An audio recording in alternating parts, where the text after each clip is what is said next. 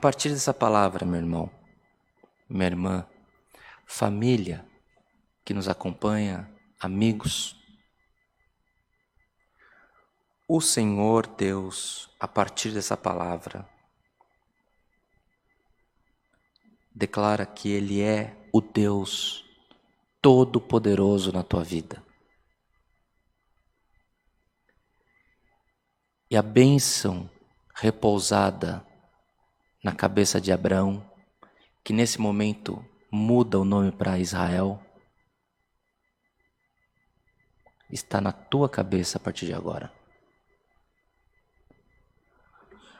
O Senhor está nos prometendo que ainda que um ciclo se feche, um ciclo muito maior está se iniciando na sua vida.